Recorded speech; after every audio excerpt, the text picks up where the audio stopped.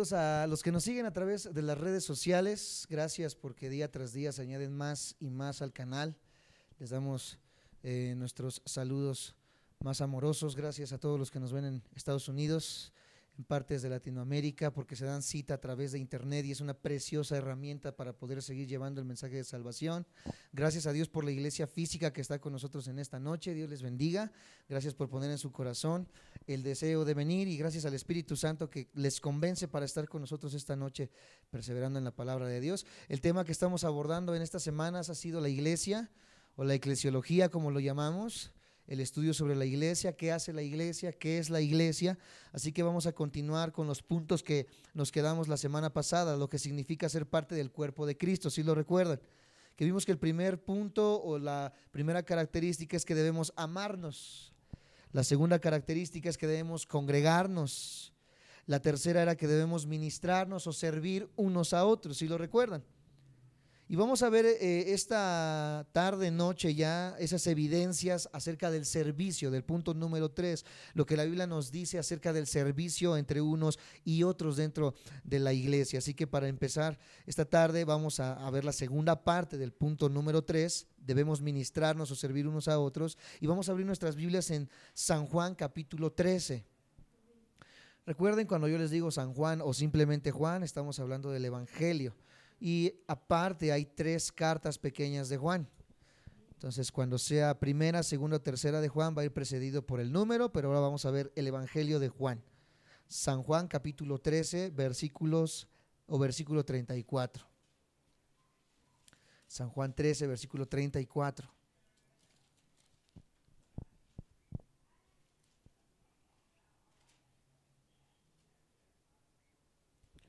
Las evidencias de que debemos servir unos a otros.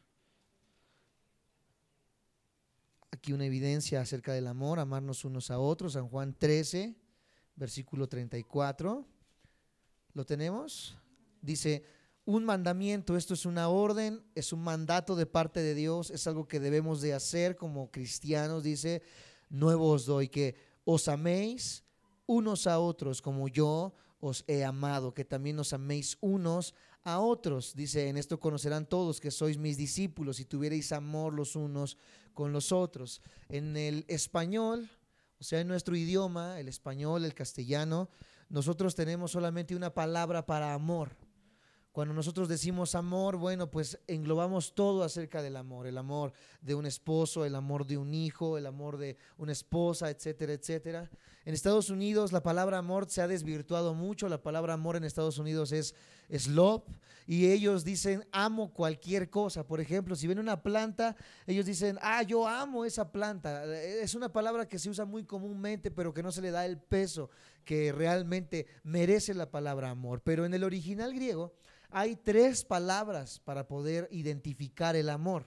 Hay 3 palabras para poder englobar lo que es el amor. La primera palabra es el amor eros, si quieres apuntarlo, el amor eros.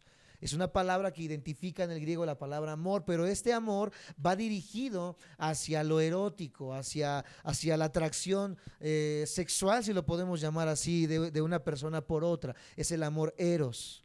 El otro amor que encontramos es el amor filial.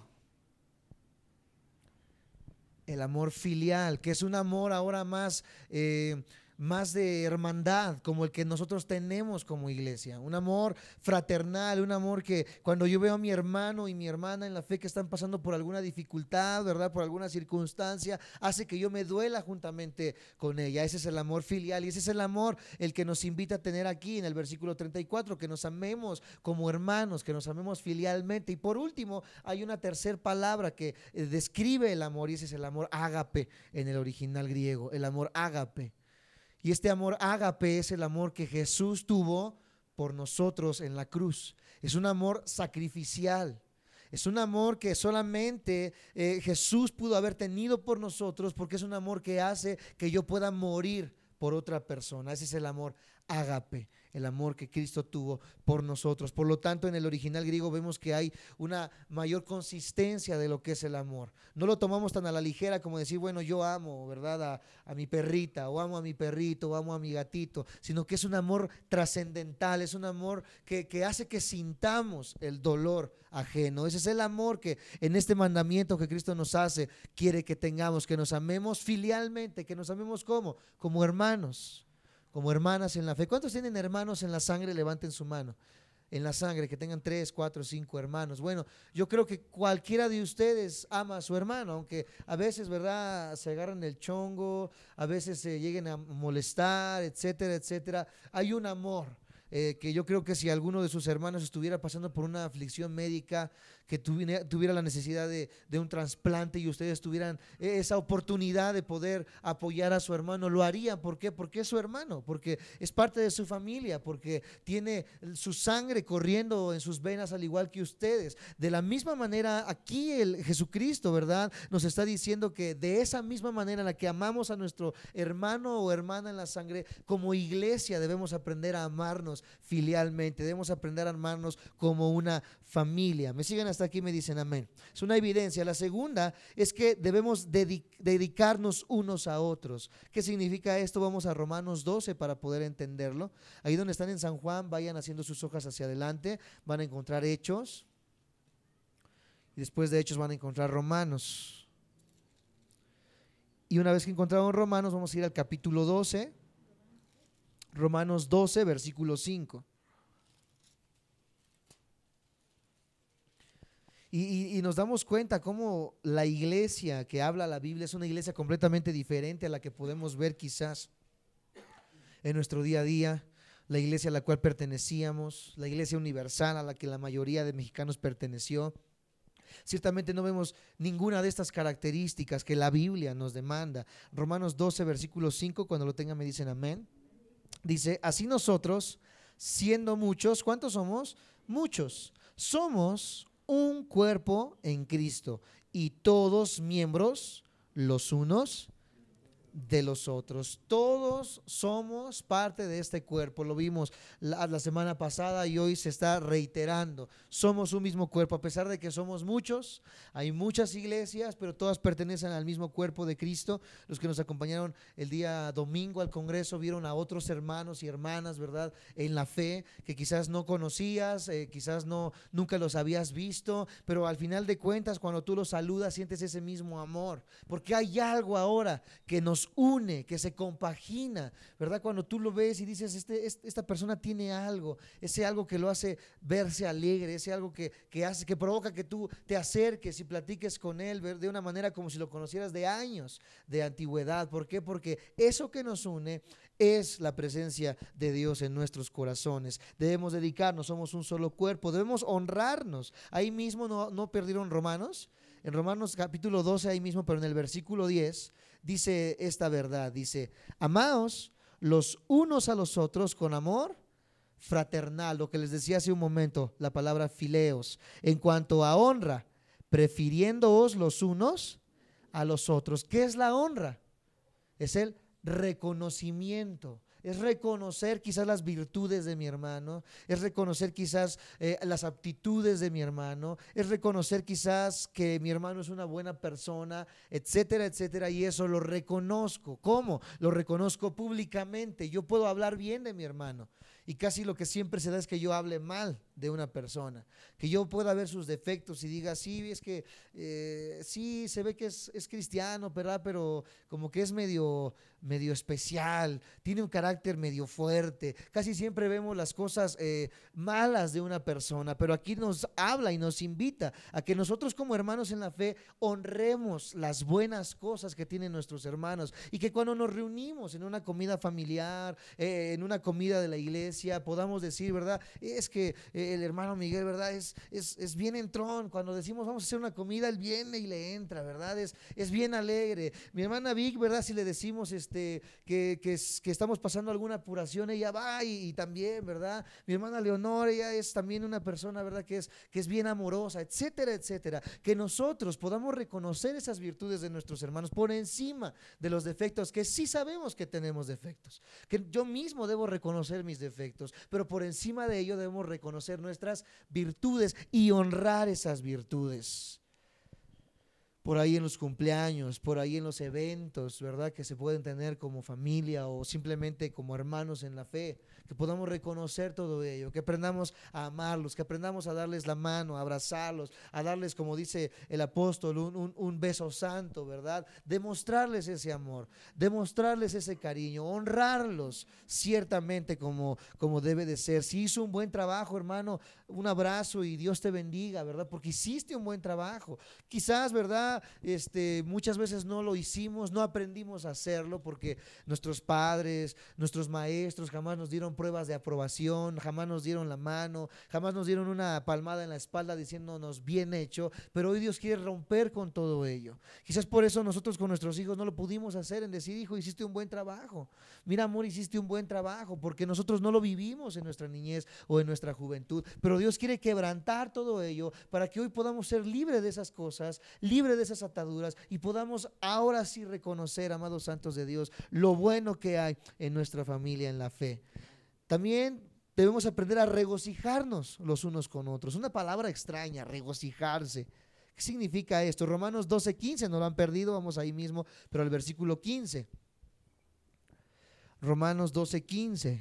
Está fácil, lo tenemos, ¿verdad? Dice, gozaos con los que se gozan, pero también llorad con los que lloran. Eso quiere decir que tenemos que tener empatía con nuestros hermanos y hermanas en la fe. Dice un dicho normalmente secular, ponte en el zapato de otro. Es literalmente lo que se está diciendo aquí, gózate en la alegría de otros. Y es que gozarse o alegrarse en la alegría de otros es fácil. Cuando alguien tuvo un ascenso es fácil alegrarme con él. Cuando alguien tuvo un incremento en su sueldo, híjole, es fácil regocijarme con él, porque hasta puedo ser bendecido con ello. Pero es difícil cuando alguien está pasando una apuración, cuando alguien está pasando algún dolor físico, algún dolor espiritual, etcétera, etcétera. Es muy difícil que vayamos y hablemos con él e incluso llorar con él. O sea, no solamente es, ¿verdad?, estar ahí gritando, gozoso, alegre, riéndose a carcajadas, sino que también es poder tener empatía con esas personas. No saben cuántas personas necesitan que alguien llore junto con ellos. Pero ¿cómo puede ser posible que no todo en Jesús debe ser alegría? No, hay veces que el ser humano tiene que desahogarse. Y que esa pérdida, que ese familiar que se fue de la casa, que esa pérdida del empleo, que esa separación en el matrimonio, etcétera, etcétera, provoca que nosotros lloremos, que derramemos lágrimas y que nosotros necesitamos desahogarnos. Y la Biblia nos invita a ir con nuestros hermanos, sentir su dolor y llorar también juntamente con ellos, para que después de llorar, para que después de desahogarnos podamos ahora sí alegrarnos juntos con ellos, porque sabemos en la palabra de Dios que todo tiene una solución, amados santos de Dios, que Dios tiene algo bueno para nuestras vidas, pero debemos aprender también a tener empatía para con nuestros hermanos. En la fe, servirnos unos con otros. Gálatas capítulo 5, acompáñenme por favor. Estamos en Romanos, adelante tenemos Corintios, primera y segunda de Corintios, y después encontramos Gálatas. Gálatas capítulo 5, versículo 13.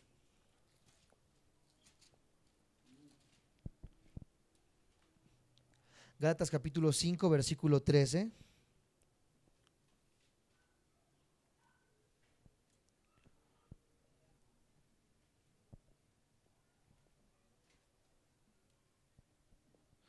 ¿Todo lo tenemos? Dice Gálatas 5, versículo 13. Dice de esta manera: porque vosotros, hermanos, a libertad fuisteis llamados. ¿A qué fuimos llamados? A ser libres. Solamente que no uséis esa libertad como ocasión para la carne, o sea, para los deseos. Dios nunca nos va a imponer algo, amados santos de Dios, en cuanto, por ejemplo, a servicio, por ejemplo, ¿verdad? Al ir a congregarse. Es una invitación que nos hacen: no dejes de congregarte, pero nadie te está poniendo una pistola, ¿verdad? Nosotros, en nuestro corazón está ese deseo de ir a congregarnos, pero cuando dice no des ocasión a la carne, ¿verdad? Es que no cada 8 días digamos, bueno, no voy a ir a la iglesia porque hoy me voy al cine, no voy a ir a la iglesia porque hoy me voy a los bolos, no voy a ir a la iglesia porque hoy me voy a hacer cualquier otra cosa que tenga o que se pueda hacer en cualquier otro día. A eso se refiere, amados santos de Dios. Y después termina diciendo: sino servíos por amor los unos a los otros. Termina como diciendo: tenemos libertad, pero también tenemos libertad para servir por amor. ¿Por amor a quién? A Jesús primeramente, a Dios primeramente, por amor los unos a los otros. Lo comentábamos la semana pasada. ¿Qué sabemos hacer? ¿En qué podemos ser útiles los unos a los otros? Y en eso poder apoyarnos. ¿Sabe qué, pastor? Mire, yo sé cocinar. Se puede tener un evento en las calles como a veces lo tenemos y tenemos el presupuesto, hermano, pues yo sé cocinar, le ayudo a cocinar, ese es mi don. Yo quiero servir a Dios por amor con ese don que Dios me ha dado. Mire, yo sé limpiar, bueno, limpiar es un don. Algunos dirán, ¿a poco también limpiar es un don? Por supuesto, yo trabajo en una casa junto a mi mamá limpiando una casa. Algunos dirán, bueno, se ve muy bonito ahí adelante con corbata, a veces con saco. Sabemos trabajar y lo hacemos. Nosotros limpiamos un hogar, somos intendentes. Sé lavar la ropa, sé trapear, sé lavar los baños y lo hago a veces, le digo a mi esposa, mejor que muchas mujeres, ¿verdad? Lo he aprendido a hacer. Sé planchar y a veces plancho también docenas de ropa ahí en nuestro trabajo, y eso es de lo que trabajamos nosotros, por si se lo preguntaban. Ese es mi trabajo en la semana y es el trabajo de mi mamá. Hacemos otras muchas cosas, trabajamos el yeso, etcétera, etcétera, pero ahorita nuestro trabajo principal es ese, la intendencia. Y con eso, amados santos de Dios, ¿quién creen que es el primero que está limpiando sillas en la congregación? ¿Quién creen que es el primero que está limpiando los pisos?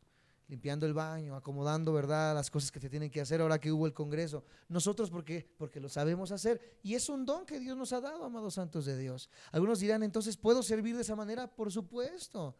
Dios quiere utilizar lo que tú sabes hacer y Él dice que lo hagamos por amor a Él. No porque quiera quedar bien con el pastor, no porque quiera quedar bien con el hermano, ¿verdad?, etcétera, etcétera, sino porque yo amo a Dios, por eso lo hago. Sí me siguen, sí se comprende la idea de esto, ¿verdad? Cualquier cosa que tú sepas hacer, siempre hay que hacerla para la gloria de Dios, amados santos de Dios. Dice más adelante, aparte del servicio, debemos perdonarnos los unos a los otros. Efesios 4:32. Estamos repasando a grandes rasgos lo que hemos visto. Efesios 4:32. Ahí donde estábamos en Corintios, Gálatas, después sigue Efesios 4:32. Efesios 4, versículo 32. Dice, antes sed benignos, o sea, buenos unos con otros, misericordiosos, perdonaos unos a otros, como Dios también nos perdonó a vosotros en Cristo. Debemos ser buenos. La bondad es diferente a la misericordia. La bondad es ser bueno no importando lo que la otra persona tenga, si tenga o no tenga, si tenga carencias o no tenga carencias. Ser bueno es en general. Pero la misericordia es algo, amados santos de Dios, punto y aparte, es algo todavía más arriba de la bondad. ¿Por qué? Porque la misericordia, amados santos de Dios, es hacer el bien a alguien que verdaderamente no tiene nada para poder pagarnos. Es una persona que está, verdad, completamente sin ningún favor, no tiene absolutamente quizás nada de dinero, es una persona que no tiene empleo, que está enferma, etcétera, etcétera.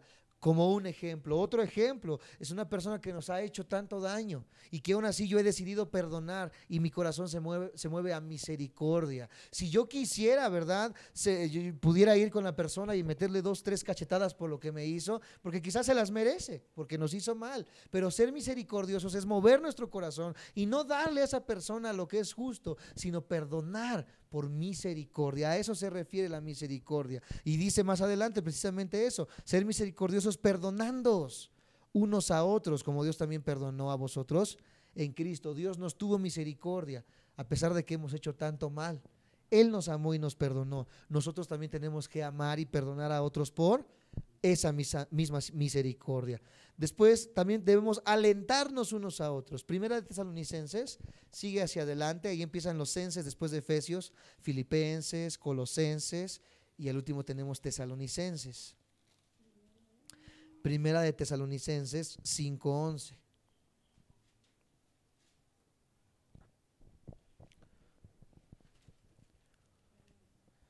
5:11 lo tenemos. Primera de Tesalonicenses 5:11. Vamos despacio. Cuando la gran mayoría lo tengan, me dice amén. Ok, dice, por lo cual, animaos, di conmigo, animaos, unos a otros y edificaos unos a otros, así como lo hacéis. que significa animarse, que si ves a uno que está decayéndose, que mi hermanita Vic, ¿verdad? Lleva 2 semanas que no ha venido a congregarse. Bueno, vamos a animarla. ¿Qué está pasando, hermanita Vic, verdad? ¿Qué situación está atravesando? Pues no sé, mira que mi cotorrito se murió y estoy triste, ¿verdad? Y la hermana, no se preocupe, vamos a echarle ganas, vamos a comprar otro cotorrito y va a ver que se va a levantar, ¿verdad? Como un ejemplo banal, ¿verdad? Pero puede haber muchas otras cosas que pueden desanimarnos, ¿verdad? Problemas en el matrimonio, problemas económicos, etcétera, etcétera. Pues debemos ir y animar a esas personas. Y ese es el deber no solamente del pastor, porque muchas personas pueden decir, es que el pastor tiene que ir a visitar, sí, pero hay veces que no podemos abarcar todo. Y como iglesia, cada uno de nosotros tenemos esa misma obligación de animarnos los unos a los otros, dice este versículo. Eso incluye tu esposo y tu esposa, ¿verdad? Mi hermanita Esperanza, mi hermano Gabriel, mire hermano, bueno, no su hermano, su esposo, ¿verdad? Esposito, anímate.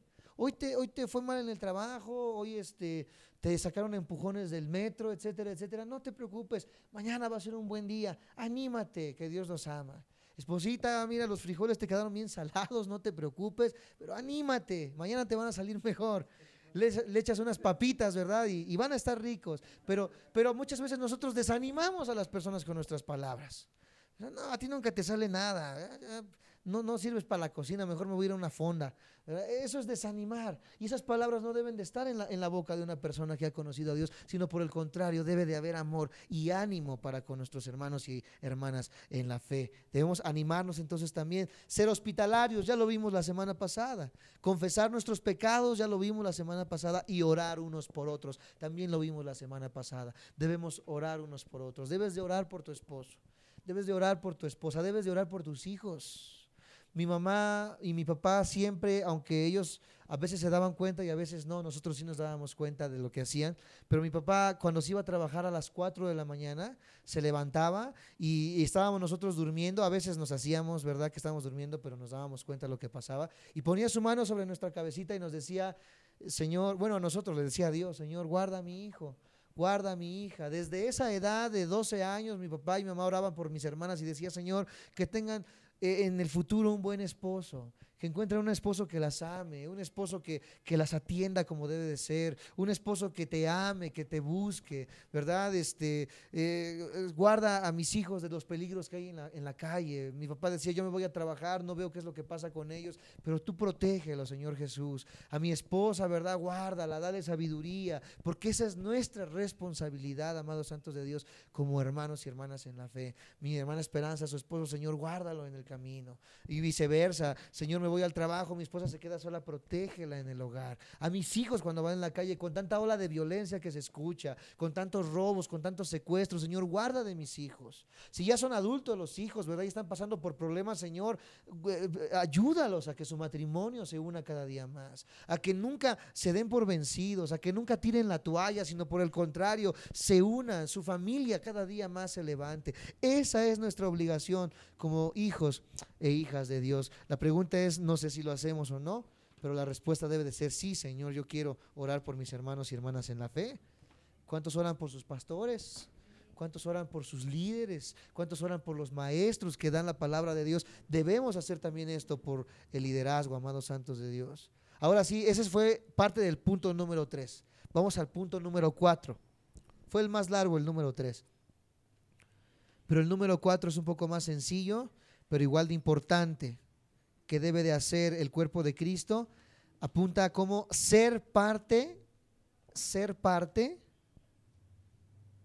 de la vida,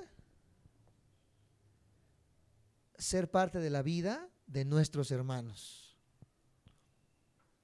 Y si no perdiste Tesalonicenses, vete hacia atrás hasta que encuentres Corintios otra vez. Primera de Corintios capítulo 12. Versículo 26 y 27. Primera de Corintios 12, 26 y 27.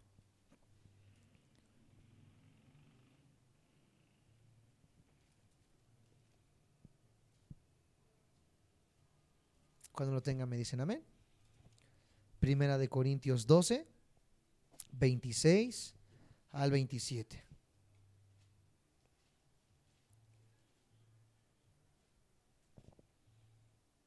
El punto es ser parte de la vida de nuestros hermanos.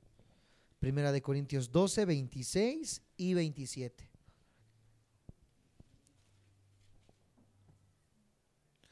Amén. Dice, de manera que si un miembro padece, todos los miembros se duelen con él. Y si un miembro recibe honra, todos los miembros con él se gozan. No son, ¿cómo se puede? Envidiosos, en que se le da alguna palabra de aliento a uno porque hizo un buen trabajo y los demás dicen, sí, ya se siente bien grandote, ¿verdad? Ya siente que es pastor, ya siente que es maestro, si lo vieran, ¿verdad? Al contrario, el hermano y el hermano de la fe, cuando alguien recibe alguna honra, cuando alguien recibe algo bueno, nosotros nos debemos de alegrar. Nos debemos gozar en que esta persona tuvo una bendición, subió de puesto en su trabajo, gloria a Dios. No digamos, ¿verdad? Saber cuánto le dura el gusto. No, ni le va a durar el trabajo, ¿verdad? Se ve que es bien raterito. Yo creo que un mes y lo van a bajar de puesto. Al contrario de todo eso, amados santos de Dios, gracias a Dios que nuestro hermano o hermana en la fe ha subido, amados hermanos. Dice más adelante, todos se gozan con él. Vosotros pues sois el cuerpo de Cristo y miembros, cada uno en particular. Esto requiere, amados santos de Dios, invertir tiempo entonces para tener calidad de relaciones. ¿Por qué la iglesia vive de esta manera? Vive entre roces, vive entre pleitos, vive entre contiendas, porque muchas veces, amados santos de Dios, no hay calidad de tiempo entre ellos. Muchas veces solamente los vemos el domingo, los vemos el día jueves o por ejemplo hoy el día martes, pero muy pocas veces tomamos el tiempo para poder pasar un rato con ellos, quizás una vez al mes, 2 veces al mes si viven cerca, o una vez cada 2 o 3 meses, pero que por lo menos podamos tener un tiempo para poder platicar y conocernos, más allá de que compartimos espacio en casas reales, sino comenzar a ver a qué se dedican, de qué trabajan, ¿verdad? Etcétera, etcétera. Entre más tiempo pasemos con las personas, más calidad de relaciones vamos a tener, más nuestra relación se va a afianzar como familia. Y Dios nos motiva a esto, a pasar e invertir tiempo. Por ejemplo, o lo pongo en una frase, no hay calidad si no hay cantidad. Nunca va a haber una calidad de relación si no hay cantidad de tiempo que invirtamos con nuestra familia en la fe. Lo podemos ver en el matrimonio. Dice que un matrimonio que no habla, que no platica, es un matrimonio que va a terminar rompiéndose, porque el matrimonio, para que sea sólido, debe de haber comunicación. ¿Lo han escuchado alguna vez? ¿Verdad? El esposo tiene que hablar con la esposa y viceversa. ¿Qué pasó en el día, verdad? ¿Qué problemas tuviste? ¿Qué pasó con los hijos? Pero si como hombres llegamos, ¿verdad? Y vengo bien cansado, tráeme mis pantuflas, tráeme mi comida y termina, ¿verdad? Termino de comer, me acuesto, me tiro a la cama y no platiqué con ella. Eso provoca que mi esposa comience a tener cierto resentimiento conmigo. Si eso pasa 1 año, 2 años, 3 años, 4 años, ya el matrimonio verdaderamente ya no es matrimonio. Son 2 desconocidos que comparten una cama. Son 2 desconocidos que comparten un hogar. ¿Por qué? Porque para que haya calidad de relación en el matrimonio, tiene que haber calidad de tiempo para con mi esposa, con mi esposo. Lo mismo en la iglesia. Para que haya calidad de hermandad entre unos y otros, debe de haber calidad de tiempo. Por ello nosotros cada mes tenemos reuniones en la iglesia los viernes para poder compartir los alimentos. Termina la reunión de oración, invitamos a que lleven comida, ¿verdad? Para que compartamos tiempo y ahí estamos riéndonos, ahí estamos contando chistes, estamos conociéndonos para afianzar nuestras relaciones.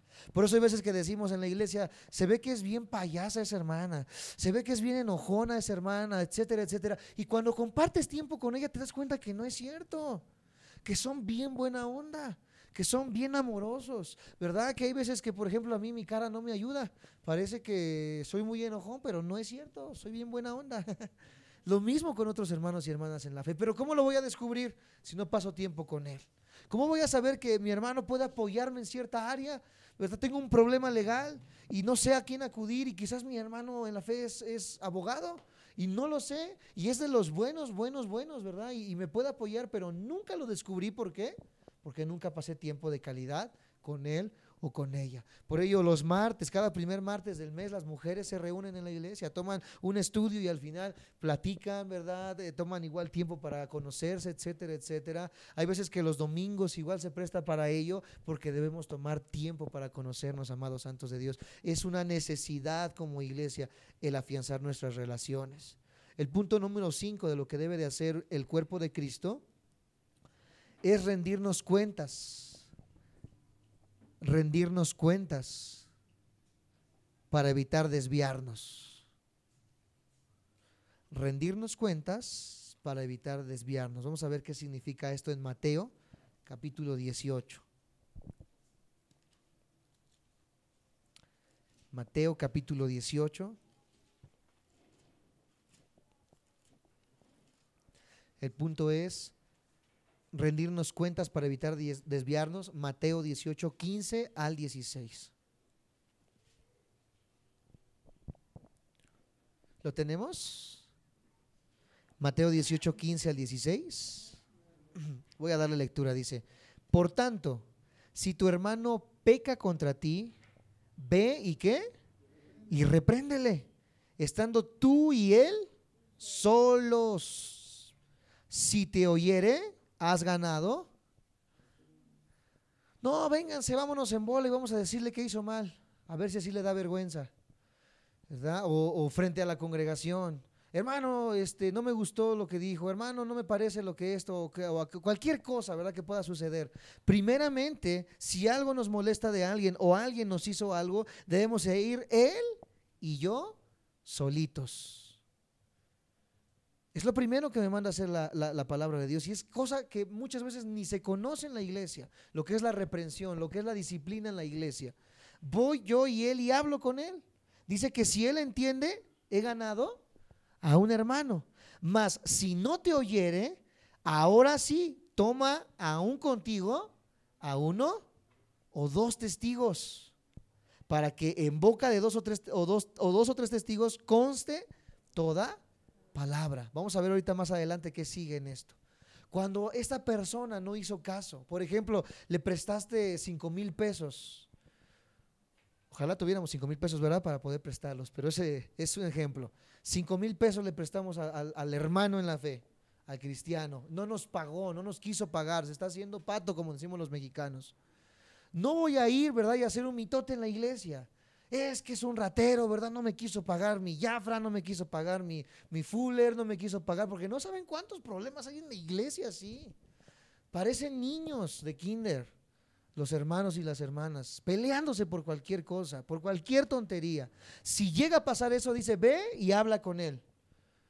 ¿Qué pasó? ¿Cuándo me vas a pagar lo que me debes? No, pues es que no te voy a pagar porque la verdad me caes bien mal y no te lo voy a regresar. Bueno, si no te hizo caso, ahora sí, llama a uno, llama a otro de tus hermanos y ve y visítale. Mira, en presencia de estos dos testigos te estoy diciendo que por favor, por las buenas, pagues lo que me debes. Si la persona sigue, amados santos de Dios, en la actitud de no querer pagarle a este hermano, más adelante, si quieren verlo, dice en el versículo 17, si no los oyere a ellos, dilo a quién. Hasta el tercer punto comienza a hablarse generalmente en la iglesia. Y hay veces que es lo primero que hacemos. Por eso hay tantos problemas. Hasta el último punto, si no oyere a los testigos, dilo a la iglesia. Y si no oyere a la iglesia, ahora sí, tómalo. ¿Por qué? ¿Qué significa esto? Tómalo como un no cristiano. ¿Y qué pasa cuando yo lo tomo como un no cristiano? Voy ante las instancias judiciales, voy y le hago una demanda porque este ratero no es cristiano, es un ladrón que no me pagó y se va hasta las últimas instancias ante lo judicial para que esta persona me pague. ¿Me siguen? ¿Por qué muchas veces ocurren problemas en la iglesia? Porque la iglesia no enseña la disciplina bíblica, y la disciplina bíblica es algo que se debe de hacer dentro de la congregación. Más adelante, si ustedes leen ese capítulo, se llega al grado de que si la persona sigue en ese pecado y en ese problema, la iglesia tiene el derecho, escucha, y los que nos ven por internet, el derecho de expulsarle de la iglesia. Porque esta persona no es ni un hermano en la fe, ni es cristiano. Esta persona no tiene ningún deseo de cambiar, solamente entró a la iglesia para ver qué sacaba. Para ver, ¿verdad? Que como dicen, sírvanse unos a otros. Pues ese hermano entra ¿para qué? Para servirse. Pero nunca entra para amar, nunca entra para ser verdaderamente el cuerpo de Cristo. Esta persona no es cristiana y se tiene todo el derecho de decirle, por favor, abandona este lugar porque tú no eres un hijo ni una hija de Dios. Es ahí donde entran entonces las instancias judiciales, amados santos de Dios, porque también Romanos y Pablo nos dice que Dios puso a los magistrados para infundir ¿qué? ¿Alguien? ¿Nadie? Para infundir justicia. Es lo que dice el apóstol Pablo. El apóstol Pablo y Dios no está en contra de la justicia ante los magistrados, no está en contra de que vayamos ante los abogados, ante el ministerio público para poder hacer cosas, pero antes debemos ir y reprenderle para ver si esta persona se arrepiente. Eso es el amor, y las iglesias piensan que amor solamente es perdonar las cosas. Amor también es disciplina. Amar también es meter bajo disciplina a las personas. ¿Tú amas a tu hijo? ¿Verdad que sí? Yo creo que todos amamos a nuestros hijos, ¿verdad? Quien ama a su hijo, ¿qué hace cuando hace algo malo?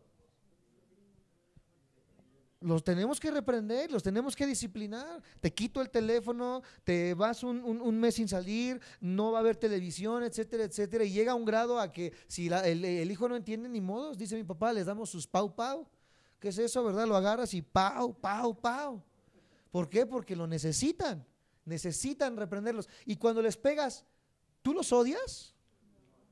Al contrario, los amamos. Por eso los estamos reprendiendo, amados santos de Dios, porque queremos que vayan de una manera ordenada en su vida.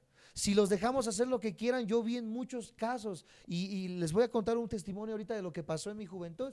Ustedes me ven con tatuajes y todo y dirán ¿por qué? Porque mi juventud no fue muy bonita que digamos, fue algo alocada, ¿verdad? Fue una persona rebelde, fue una persona que hice llorar a mis padres en muchas ocasiones, que fui corrido de mi casa como 3 o 4 veces, que había veces que mi mamá y mi papá me tenían que ir a sacar alcoholizado de los bailes, de los cosas que hacíamos en la calle. Me iba a los mítines con el Partido Revolucionario Zapatista, me iba con lo que es la UPRES, ¿verdad? A hacer mítines todo marihuano, ¿verdad?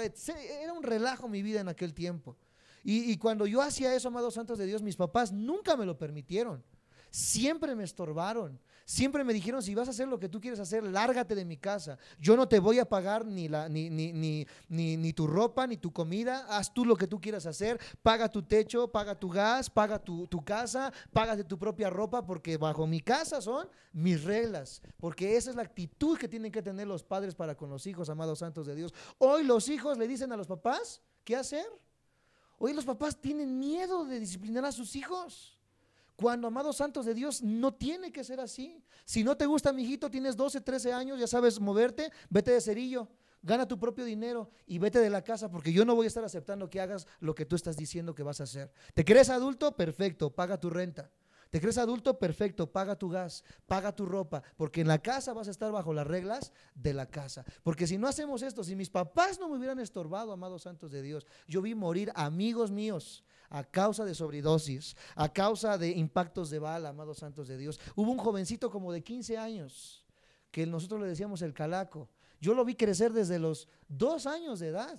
Yo crecí con este pequeñito, yo era mayor que él como por unos 6, 7 años, era un pequeño este jovencito, ¿verdad? Fue creciendo, nunca le faltó nada, al contrario lo sobreprotegieron, nunca le enseñaron a ganarse las cosas con trabajo, sino que si el niño quería unos tenis de marca, ahí iban los tenis de marca. ¿Por qué? Porque perdió a su papá a la edad como de 6 años y su mamá y sus hermanas trataron de compensar esta pérdida con cosas, con dinero, con cosas materiales. Quería un celular, se lo daban. Quería ropa de marca, se lo daban. Quería salir con sus amigos, siempre le daban dinero. Pues nunca aprendió lo que es el trabajo. Nunca aprendió lo que es ganarse las cosas con su propio esfuerzo. Siempre la vio fácil. Pues fácil se le hizo que le dieran una pistola a la edad de 15 años y le dijeron, pues vamos a subirnos a los camiones, es bien divertido, ¿verdad? No pasa nada, la gente te da todo lo que tú quieras. Pues a la primera vez que se subió este jovencito con ropa de marca, con zapatos de marca, nunca le faltó nada, pero porque nunca le enseñaron disciplina, responsabilidad y trabajo, la primera vez que se subió al camión le dieron 2 impactos de bala, uno en la cabeza y uno en el pecho. 15 años de edad. El papá muere y el hijo muere. Lo increíble es que la familia era cristiana. Era cristiana, entre comillas, por supuesto. Se congregaron un tiempo con nosotros, ¿verdad? Era un desastre. Me reservo las cosas porque de verdad nos duele en nuestro corazón. Y los hijos no alcanzan a entender, amados santos de Dios, a su escasa madurez que tienen. ¿Por qué papá me pega? ¿Por qué papá me corrige? Etcétera, etcétera. Pero cuando tienen mi edad, su edad, comprendemos el valor de que nuestros padres nos corrigieran. Porque si hacemos una retrospectiva de cómo hubiéramos vivido, amados santos de Dios, yo tal vez ni siquiera estuviera frente a ustedes hablándoles.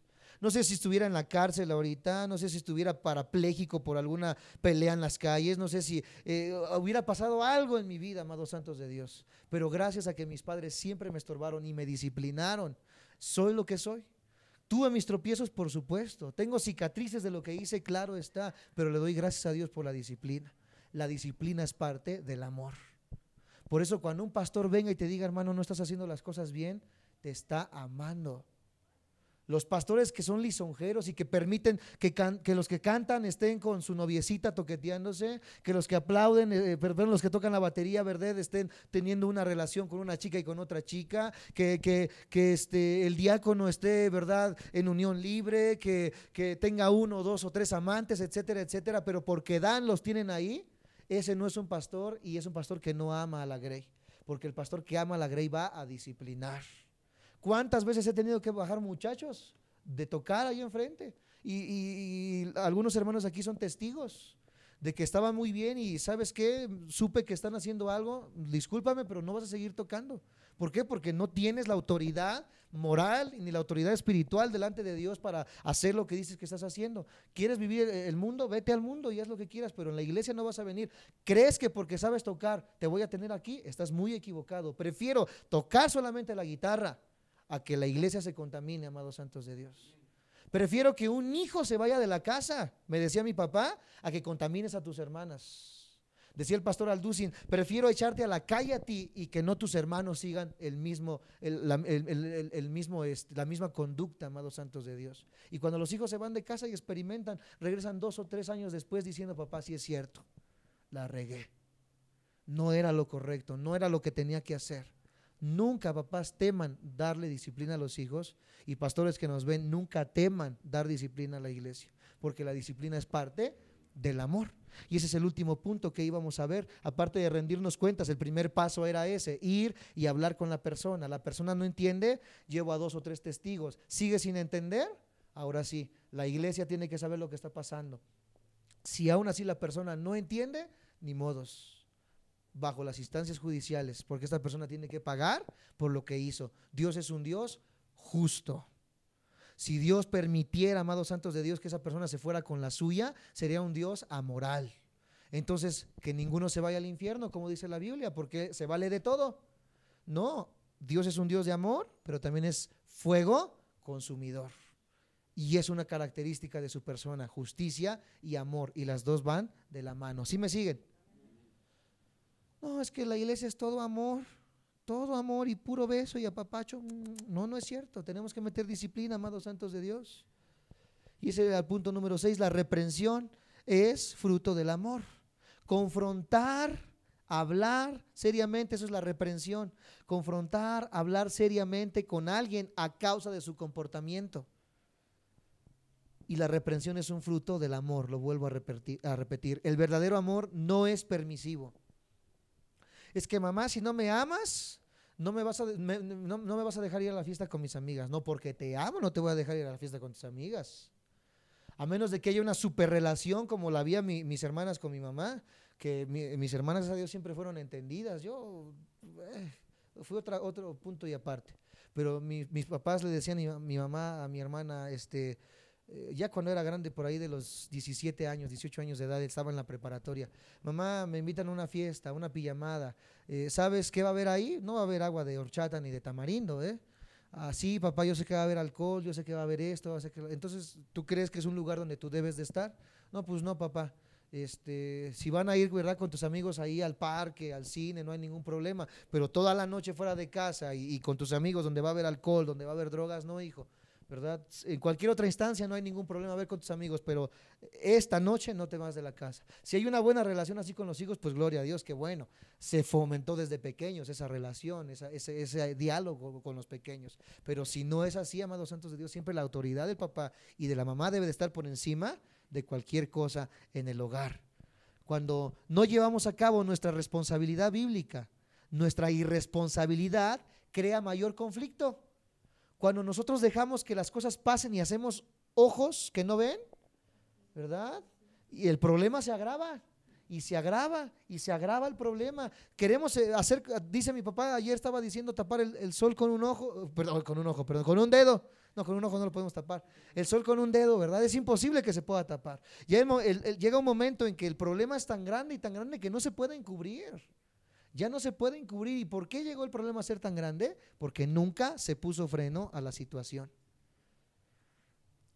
Una iglesia que está dispuesta a echar a una persona es una iglesia que ha crecido en el amor y en la disciplina. Dice un dicho, una manzana podrida pudre a todas las demás.